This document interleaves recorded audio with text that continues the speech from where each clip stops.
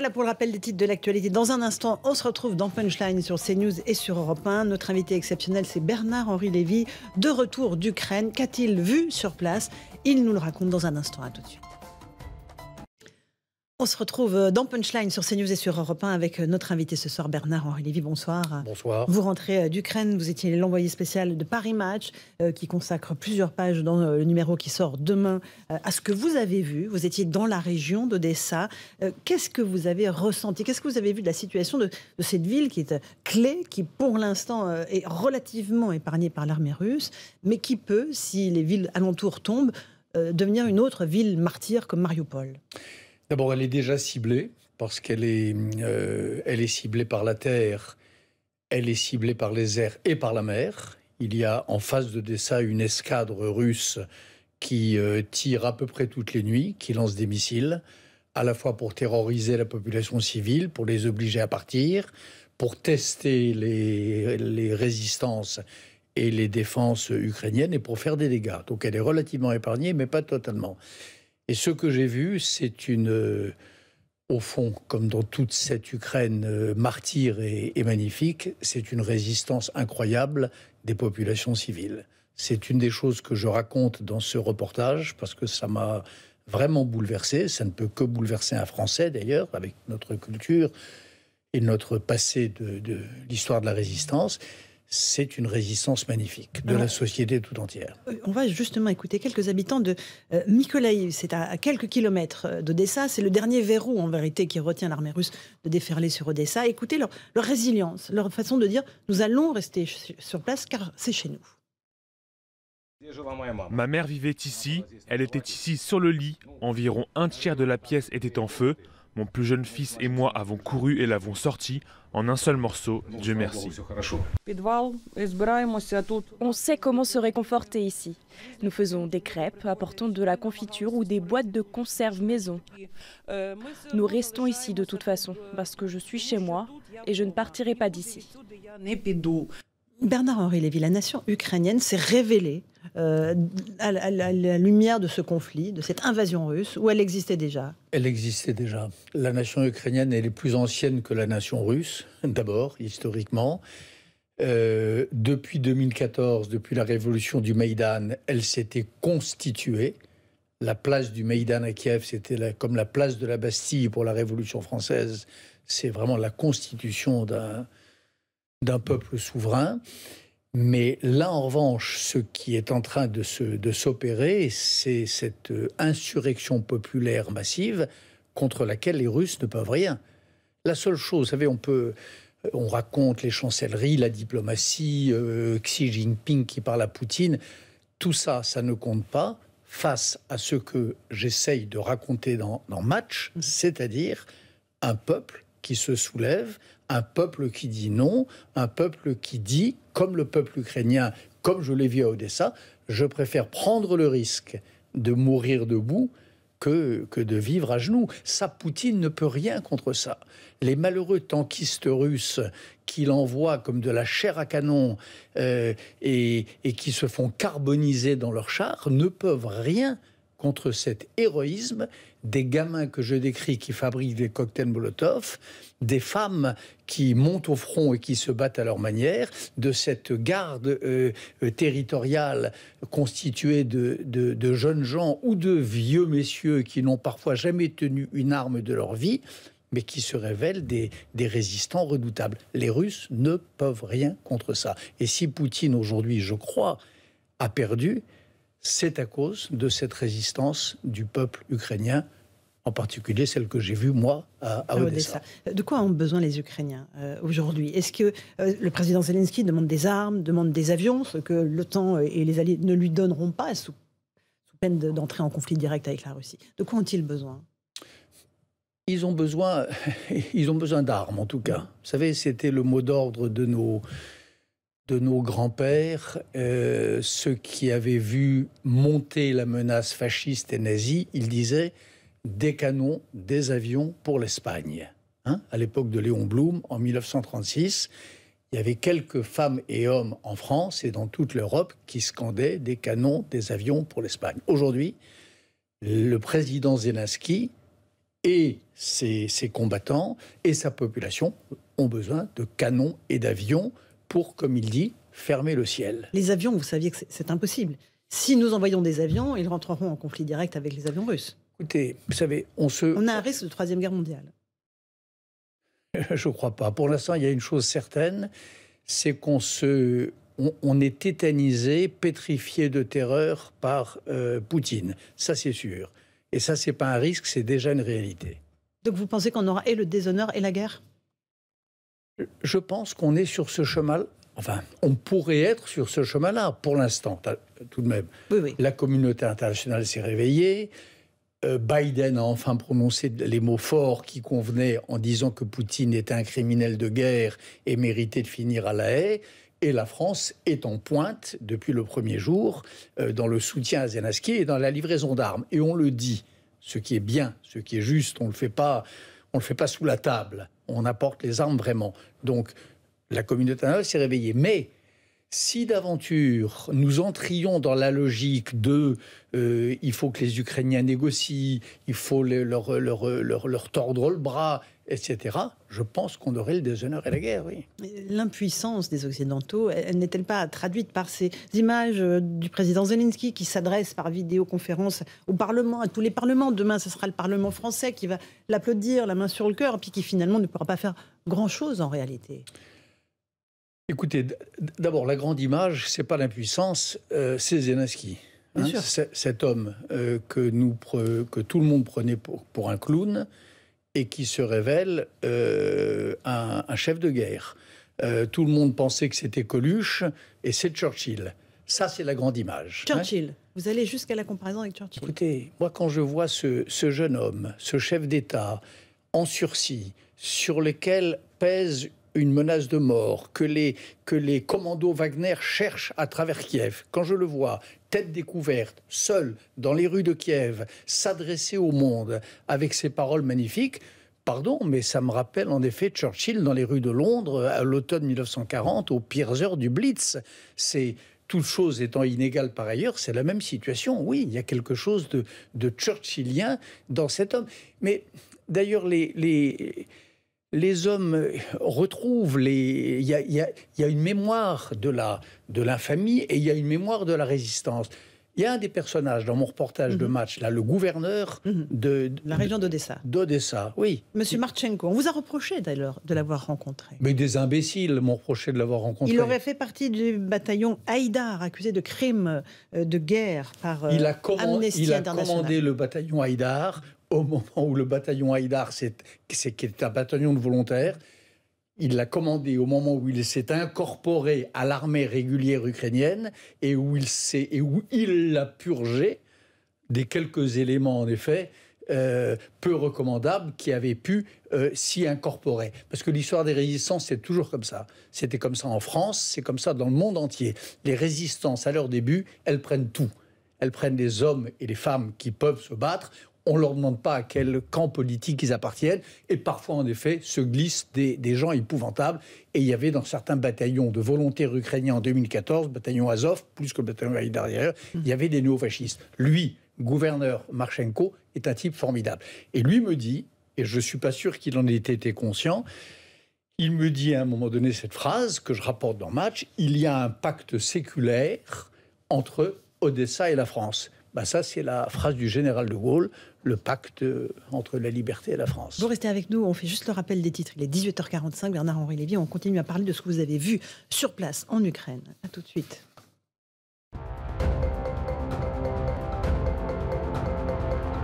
Trois étoiles pour les chefs français Arnaud Donquelet et Dimitri Droineau. Le guide Michelin leur a décerné la récompense suprême dans le monde de la gastronomie. Les deux chefs rejoignent le club très fermé des triplement étoilés. Ils sont désormais 31 en France. Total Energy n'achètera plus de pétrole russe d'ici la fin de l'année. Le groupe français vient d'annoncer sa décision. L'entreprise, qui a été critiquée pour ne pas avoir quitté la Russie, explique aujourd'hui prendre des mesures complémentaires face à l'aggravation du conflit en Ukraine.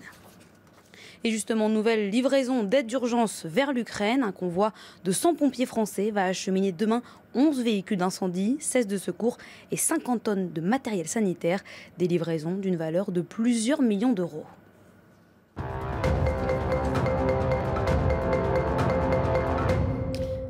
Bernard-Henri Lévy est notre invité exceptionnel ce soir, envoyé spécial de Paris Match en Ukraine à Odessa. Il était temps que certaines entreprises françaises, Total notamment, arrêtent le commerce avec la Russie. En même temps, voilà, c'était... Oui, parce qu'on finançait l'effort de guerre de Poutine. On continue à le financer. Et on continue. Les achats de gaz, je crois, je ne suis pas un expert, mais représentent $1 milliard par jour qui vont dans les caisses de Poutine. Donc les armes qui bombardent les maternités, qui bombardent les hôpitaux, qui crucifient les civils, elles sont payées, les obus sont payés par l'argent que nous prenons, que nous donnons pour nous chauffer. Donc il est temps, en effet, qu'on prenne ce petit risque-là, d'avoir peut-être un peu plus, de baisser notre chauffage peut-être d'1 degré au mois de novembre prochain pour sauver ces civils ukrainiens. On va écouter le président Zelensky justement à propos de cette échelle des sanctions. Soutenez des sanctions plus importantes contre la Russie. Un embargo complet sur le commerce, à commencer par le pétrole. Soutenez une interdiction d'entrée dans vos ports pour les navires russes, pour qu'ils ressentent le prix de leur agression et de l'exploitation minière de la mer. Aussi, il ne devrait y avoir aucune exception au régime de sanctions pour aucune banque russe. Ne permettez pas la crise alimentaire dans vos régions voisines. Aidez-nous, arrêtez le massacre, sauvez les familles ukrainiennes. Voilà pour le président Zelensky. Bernard-Henri Lévy, qu'est-ce qu'il faut faire de plus? Est-ce que nous sommes au maximum de nos sanctions? Est-ce qu'on peut faire plus? Est-ce que vous le demandez au président Macron, à ses homologues européens?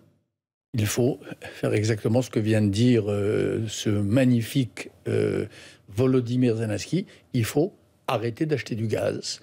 Il faut arrêter, il faut transformer la Russie tout entière, pour l'instant, en un État paria.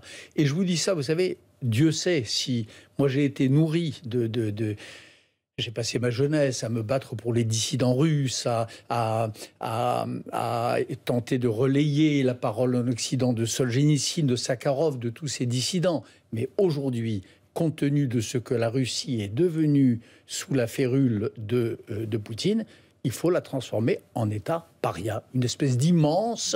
C'est le plus grand pays du monde, géographiquement, une immense Corée du Nord. C'est comme ça. Tant qu'il ne se retirera pas d'Ukraine, il faut le traiter ainsi.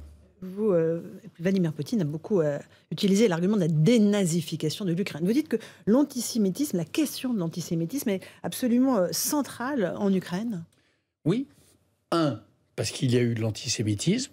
C'est un des pays de la Shoah par balle que le père Patrick Desbois a exhumé et étudié.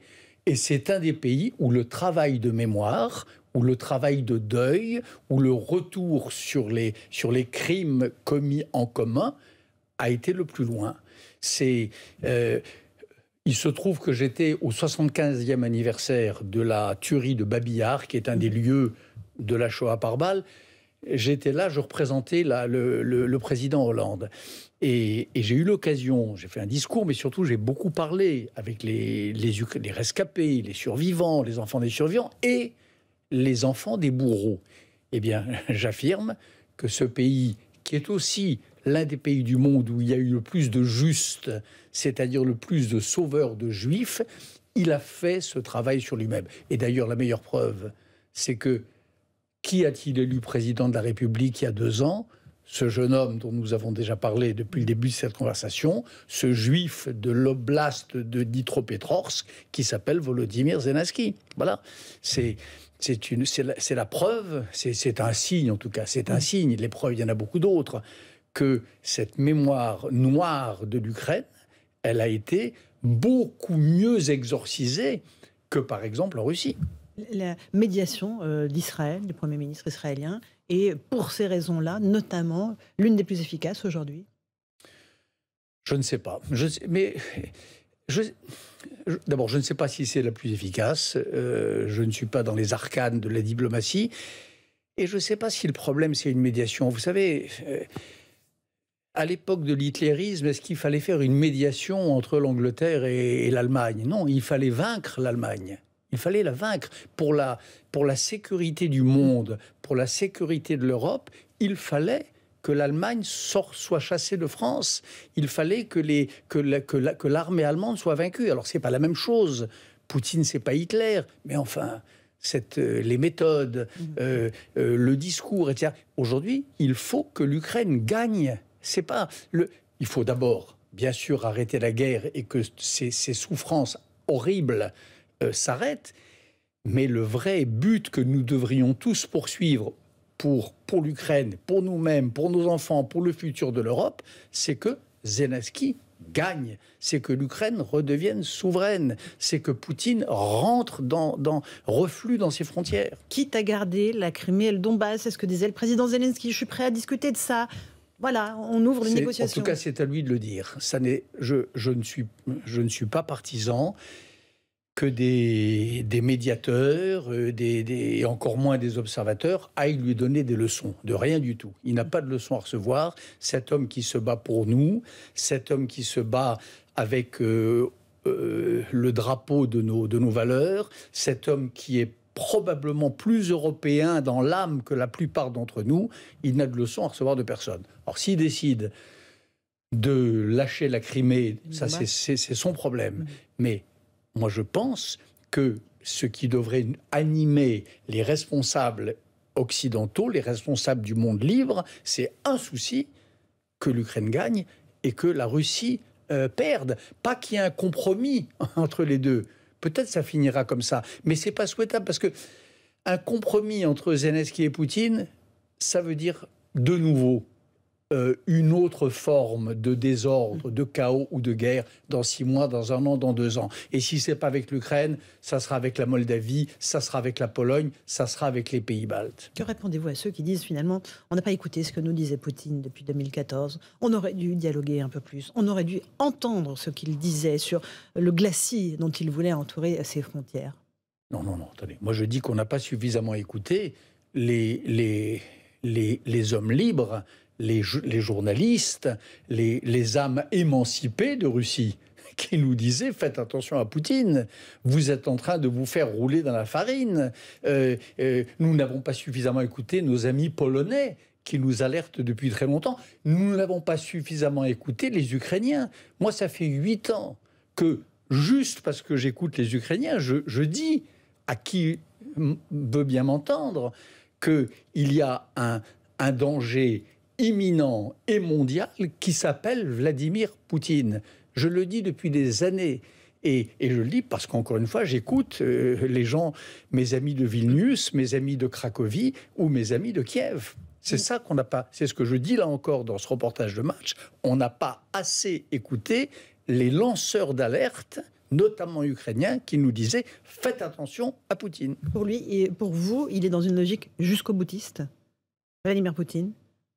J'en sais rien. Je ne suis pas dans la tête de Poutine et honnêtement, cette façon que j'entends tout le monde essaie de se mettre dans la tête de Vladimir Poutine, ça m'intéresse moyennement. Moi, ce qui m'intéresse, c'est d'aider, d'encourager, s'il le souhaite, Zelensky à l'emporter. Parce qu'il porte nos couleurs, parce qu'il défend le monde libre, parce qu'il défend les valeurs auxquelles je suis attaché et sous la tutelle desquelles je souhaite que mes enfants vivent après moi. Donc moi, c'est ça mon problème. C'est pas de savoir ce qu'il y a dans la tête de Vladimir Poutine, c'est de savoir ce qu'il y a dans les arsenaux de Vladimir Zelensky. D'accord. Volodymyr Zelensky, qui, lui, en permanence, nous demande des avions, nous demande de l'aider un peu plus. Vous trouvez les Européens timorés? Vous trouvez que voilà, on pourrait quand même faire un tout petit peu plus? Ils sont à mi-chemin. Je trouve que, contre toute attente, ils parlent d'une seule voix. Contre toute attente, ils ont renoncé à ils ont compris que pour que soit exaucé le vœu des fondateurs de l'Europe, c'est-à-dire la paix, il fallait être un peu moins angélique et en effet préparer la guerre. C'est ce qu'ont fait les Allemands. Maintenant, je pense qu'ils sont au milieu du gué et je crois que le soutien que nous apportons aux Ukrainiens devrait être encore plus ferme. Et tout ça est une question de discours. Pousser les Ukrainiens au compromis, s'ils le font, c'est encore une autre... Je vous répète, s'ils décident demain de se rendre, s'ils décident de négocier, c'est leur affaire. Mais ça n'est pas la nôtre. Voilà. Tant que Zelensky résiste, tant que la population tient, tant que ces femmes incroyables de Marioupol décident de rester dans leur maison alors qu'il n'en reste que des murs broyés, nous devons d'être à leur côté inconditionnellement. Et c'est pas un conflit. C'est pas une guerre à égalité, c'est une guerre d'agression impérialiste, une cruauté insensée et d'une sauvagerie qu'on n'a pas vue, franchement, depuis la Seconde Guerre mondiale sur le continent européen. Moi, j'ai vu des guerres. Pour Paris Match, j'en ai couvert beaucoup. Autrefois, pour Le Monde, il y a une quinzaine d'années, j'en ai couvert beaucoup. Je n'ai jamais vu ça. J'étais à Sarajevo, j'ai tourné la vie. Je n'ai pas vu ce qui se passe aujourd'hui en Ukraine de la part d'un homme que nous considérions comme un interlocuteur responsable et à qui on a passé 20 ans à dérouler des tapis rouges. Parce que c'est ça, la façon dont on a traité Poutine. Merci beaucoup Bernard-Henri Lévy d'être venu ce soir sur CNews et sur Europe 1. On retrouve votre reportage complet dans Paris Match, à paraître demain. Merci à vous. Bonne soirée sur nos deux antennes.